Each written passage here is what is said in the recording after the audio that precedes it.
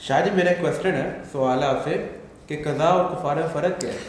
जी, कज़ा और कफ़ारे में फ़र्क क्या है? जैसे मैंने पहले बात अर्ज़ की थी कि रोज़े के तोड़ना और उस पर कज़ा और कफ़ारा ये क्या है।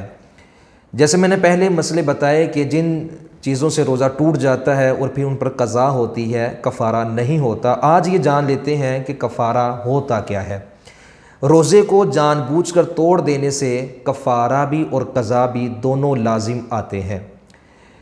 कफ़ारा क्या है?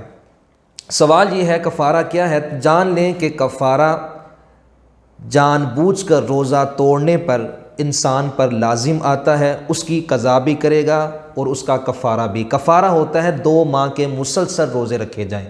2 माह के मुसलसल रोज़े रखेंगे, अगर उनमें से एक दिन भी रोज़ा आपने छोड़ दिया तो पहले की गिनती ख़त्म हो जाएगी और फिर नए सिरे से आपको रोज़े रखने पड़ेंगे, 2 माह के रोज़े। और अगर 2 माह रोज़े रखने की आपके पास ताकत ना हो तो आप 60 मिस्कीनों को खाना खिला सकते हैं और एक मिस्कीन को आपने खाना खिलाना है सदका फ़ितर के बराबर। यानी सदका फ़ितर आज 2022 है और इसमें अगर देखा जाए तो सदका जो फ़ितर है उसकी कीमत 130 रुपये बनती है। तो लिहाजा 60 मिस्कीनों में आप खाना तकसीम करेंगे, उनको खिलाएंगे, इससे आपका कफ़ारा भी होगा और आपकी कज़ा भी हो जाएगी। जी शुक्रिया शायद।